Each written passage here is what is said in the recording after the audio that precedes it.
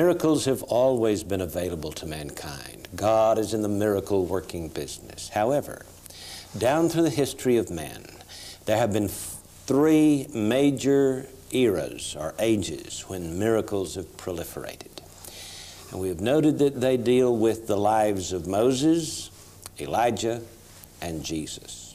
And the greatest period of miracles lies just ahead when those three will return. Gary Stearman is here to discuss with me the ages of miracles. The ages of miracles, J.R., it's fascinating to note, given the expectation, I think, of Christians today, that miracles often accompany the turning of an age, one prophetic age turning to another.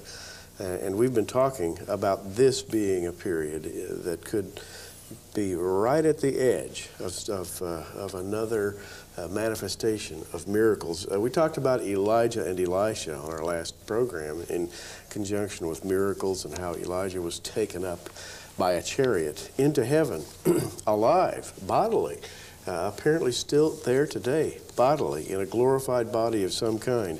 Elijah performed incredible miracles. He caused it to stop raining for 3.5 years. He provided food miraculously for a widow and her son. He raised a 12-year-old boy from the dead, called down fire on Mount Carmel as a demonstration of the power of God to the Canaanites, and on and on. Many miracles performed by Elijah for a purpose, and we talked about that last time. This came at a period of deep apostasy in Israel, a time when the people had forgotten God, and God called a prophet to show that he was still around. So the miracles that we have seen in these three periods, the period of Moses and Elijah, then the first coming of Christ, have been what we would have to classify as kingdom miracles. Moses to deliver the people out of Egyptian bondage and bring them into the promised land. Elijah to sustain a kingdom that is steeped in apostasy, to bring about a revival of the people, a return to God. And then the days when Jesus came, his miracles were primarily sign miracles, miracles to show the Jews that their Messiah had arrived. All of these miracles are very important because in the future they're all going to come about again in a very unique and special way, which we see in the book of Revelation. Let's talk about some of these miracles, Gary. First of all, let's talk about the sign miracles Jesus performed to prove that he was the expected Messiah. Well, we find in Matthew, one of the very first miracles that Jesus performed was the cleansing of a leper. Now, the fathers of Israel had taught, and by the way, still do teach today, that when Messiah comes, he will do three miracles. He will cleanse the leper, he will bring sight to the man born blind, and he will cast out what they call the dumb demon. Now, we see Jesus coming, and in Matthew 8, just after he has delivered his epoch-making sermon to the people, he's going about Galilee, and he comes down from the mountain. Great multitudes are following, and behold, this is Matthew 8:2, there came a leper and worshipped him, saying, Lord, if thou wilt, thou canst make me clean. Well, Jesus said, I will, thou be clean. And that was not an arbitrary cleansing of a leper. Here, before a multitude of people, he was performing a messianic miracle, corroborating, validating him as Messiah. And yet he was still not accepted by the rank and file of the religious elite. Of course, we have in the 9th chapter of John, starting in verse 1, and as Jesus passed by, he saw a man which was blind from birth, and his disciples asked him, Master, who did sin, this man or his parents, that he was born blind? Jesus answered, Neither hath this man sinned, nor his parents, but that the works of God should be made manifest in him. And then at that point, Jesus made mud with his own saliva, rubbed it on the man's eyes, and said, Go wash in the pool of Siloam. The man was healed of blindness from birth the second great messianic sign. And this was not a private miracle. This was done in public, and it caused a great furor. The third, and then the third one? the third one, the casting out of the dumb demon. And this is after Jesus had come into the region of Decapolis, to the east of the southeast, actually, of the Sea of Galilee. They brought to him, this is in Mark 7:32, one that was deaf and had an impediment in his speech, and they beseech him to put his hand on him. He took him aside from the multitude, put his fingers into his ears, and he spit, touched his tongue, and looked up into heaven and sighed, and saith unto them, Ephphatha, that is, be opened, and straightway his ears were opened, and the string of his tongue was loosed, and he spake plain. Here is yet another messianic miracle. Now, Jesus left no one any room for doubt that he was the Messiah. These were clearly answers to the messianic miracles. These are miracles the rabbis for centuries had said the Messiah will perform as a sign to the Jews that he is the Messiah. Well, these miracles, of course, there were many other miracles that Jesus performed. Oh, yes. John said, these are written that you might believe that Jesus is the Christ, the Son of God, and that believing you might have life through his name. We're not just targeting just certain miracles to the exclusion of the others, but these particular ones were important as sign miracles to the Jews. Well, let's go back to Moses for a moment. Before the days of Moses, there were no miracles as such. We don't read of any miracles in the Bible. Oh, we read that an angel stopped Abraham from sacrificing Isaac and pointed to a ram caught in the thicket, but all of these were not exactly miracles that had to do with changing the natural order of things. True. But when we come to Moses, we have judgment miracles. Now, these miracles that have occurred during the days of Moses and Elijah and Jesus, which will occur again in the tribulation period, are the kind of miracles that deal with judgments and signs and redemption. So let's look at Moses for a few moments and relate to the miracles of Moses. Let's talk about the plagues of Egypt. And we know that before the plagues began, he had a sign miracle when he cast his rod down and it turned to a serpent. But the magicians of Pharaoh did basically the same thing. They copied it. These were miracles, weren't they? These were miracles. And Egypt was a place, by the way, where demons could openly work. I think it's very important to remember that Egypt was a place of open, demonically empowered idolatry. We see a lot of places in the world today that are the same way. India, modern Iran, places in Malaysia, South Seas, where very, very bizarre things are seen sometimes as a result of demonic worship. And well, this was Egypt, and Egypt, it seems, would not understand anything except these signs from God, the rod turning into a serpent.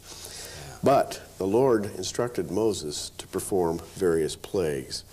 Thus saith the Lord, Exodus 7:17, in this thou shalt know that I am the Lord. Behold, I will smite with a rod that is in mine hand upon the waters that are in the river, and they shall be turned to blood. This is the first of 10 miracles, or suspension of the natural order. Yes, isn't it interesting that Moses performed miracles of plagues, judgments upon a nation? Jesus never performed any of these kinds of miracles. Moses never healed the blind or touched deaf ears or cleansed the leper or raised the dead. He never did any of these things as Jesus did. And Jesus never performed any plagues. True. And so we have different categories of miracles here, which I think are very important because both the plagues and the healings will take place during the tribulation period and the second coming of Christ. And we're talking about 3 categories of miracles: miracles of judgment, miracles for signs, and then miracles of redemption. These miracles of judgment, J.R., in which the people are taken out of Egypt, go through frogs and lice and flies, all the 10 miracles, each of which is a slap in the face against a specific Egyptian god or type of worship. And the people have their own pagan religion thrown into their face, but really it's an archetype. We're running out of time in this segment. When we get back, however, we'll discuss how the plagues of Moses are an archetype for the Great Tribulation. The interesting thing about Revelation chapter 11, verse 6 says that the two witnesses have power to turn water to blood. We'll be back in just a moment. The miracles of Moses, Elijah, and Jesus were all prophecies that will come to pass again in the days of the tribulation period. And Moses is the first one we're looking at. Gary, let's talk about these plagues and compare them with what will happen in the tribulation period. Well, we talked about water being turned to blood, the first of 10 plagues that Moses brought to Egypt. And you noted that we also have that particular miracle, and I think on a much larger scale in Revelation. And all of these are curses. Egypt being a type of the world system, Pharaoh being a type of the Antichrist, all of these are a prophecy of that which is to come during the time of Jacob's trouble. The second plague, we have frogs here. Frogs were an object of veneration in Egypt. They had a frog god, and we had such a plague of frogs you couldn't put your foot down. As noted in the chapter 8 of Exodus, there's frogs everywhere. If they want frogs, we'll give them frogs. Frogs are typical of unclean spirits, and we have those in Revelation. You know, of all those miracles that are listed there against Egypt, Revelation 11:6 says, not only will the two witnesses have power over waters to turn them to blood, but they also have power to, quote, smite the earth with all plagues. That's all the plagues that came to Egypt, right? Absolutely. And so the third plague, for example, lice. Lice everywhere, an itching nightmare. The fourth plague was flies. And flies, by the way, the particular flies that are mentioned here in the Exodus were, again, an object of worship. This particular kind of fly was thought to be the source of life or river life. And then there was a plague on cattle in Exodus 9. And what's interesting about this is that the Egyptians worshipped cattle, Apis the bull, to be specific. And so a plague on cattle was a direct assault on their worship of Apis the bull. The eighth plague, that of locusts, again would come under the general category of all plagues that you read about in Revelation. The ninth plague is very interesting. It comes in Exodus 10:21. The Lord said unto Moses, stretch out thine hand toward heaven, that there may be darkness over the land of Egypt, even darkness which may be felt. Ooh, that's terrible.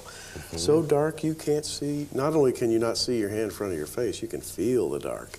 Well, that reminds us of these terrible plagues of darkness in Revelation. These plagues are miracles. They are the same kind of miracles that will be performed in the tribulation. And Moses was the one who was to introduce these miracles in Egypt, which means I believe that one of the two witnesses in the book of the Revelation, chapter 11, is none other than Moses himself. The other one being Elijah. Elijah had power in his ministry during his days to shut up heaven that it rained not for 3.5 years, a 3.5-year drought. And yet the people of his day did not believe. Jezebel didn't believe after he called fire down from heaven. And Ahab did not believe. So it was with the Egyptians. Pharaoh's heart was hardened. In the days of Jesus and his miracles, the hierarchy of the religious elite in Israel did not believe. So miracles, though giving the opportunity to cause men to believe in God, men do not believe. And it's kind of interesting, you know, that when the rich man went to hell, and he looked over into Abraham's bosom and saw Lazarus there, he said, Father Abraham, send Lazarus back to tell my 5 brothers not to come to this place.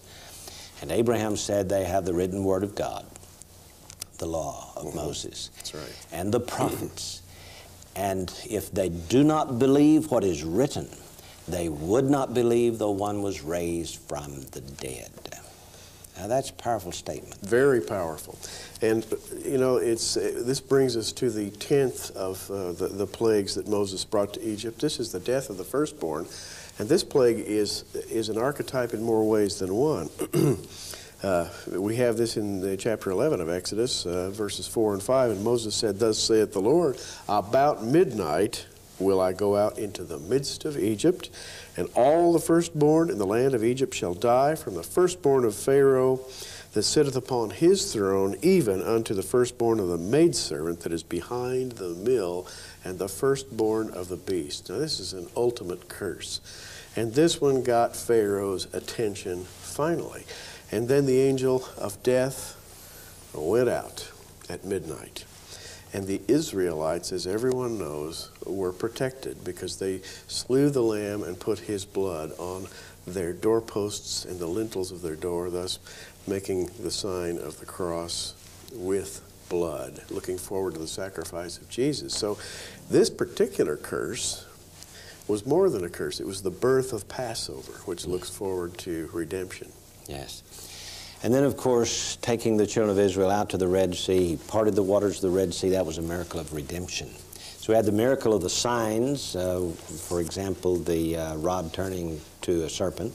We had the miracles of the plagues, the judgment upon an unbelieving world, and the miracle of redemption as he parted the waters of the Red Sea, as he healed the bitter waters of Marah, as he smote the rock and brought forth water, as he brought the manna for people to eat.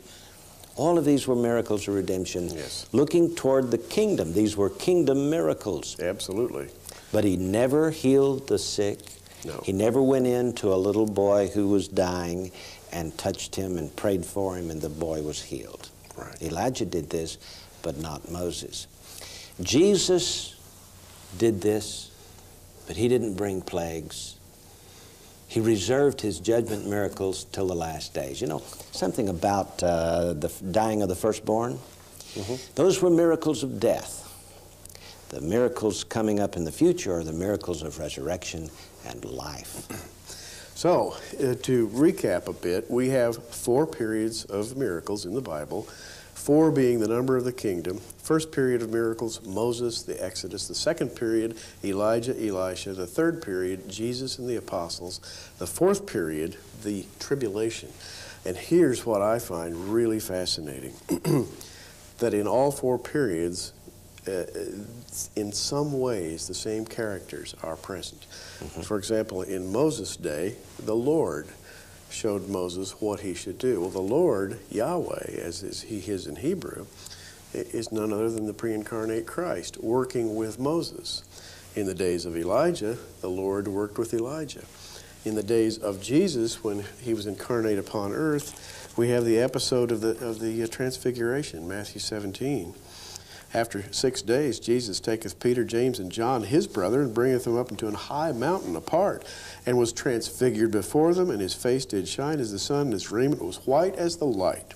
And behold, there appeared unto them Moses and Elijah talking with them. And so here on that mountaintop, you have the main characters again. You have Jesus, Moses, and Elijah in a little interlude, shall we say, between miracles.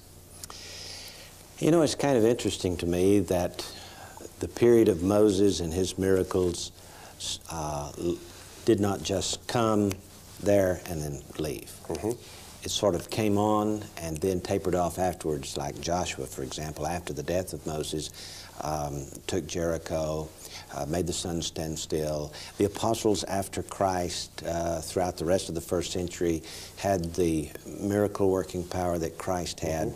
Today, we are seeing this era of miracles coming on slowly. Yes. The sign miracles of war, earthquakes, disease, and the return of the Jews to their homeland. That's a miracle. 1948. Yeah, Israel absolutely is a visible miracle.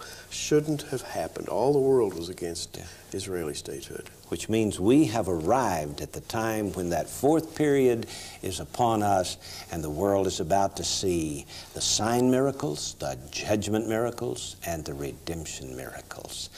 Jesus Christ is the only hope for redemption. It is through His blood shed on Calvary 2,000 years ago that we can be redeemed. Now the dividing point is, do you believe or not? Even if when we're raised from the dead, would you believe? Then, my friend, believe the book. That's where the truth, the crux of the matter lies. Trust in Jesus Christ as your personal Savior. He will give you eternal life. Prophecy in the News is a viewer-supported ministry sponsored by our many friends across America and in your area. For a free complimentary copy of the magazine, call our offices directly at 1-405-634-1234 or write to Prophecy in the News, P.O. Box 7000, Oklahoma City, Oklahoma 73153.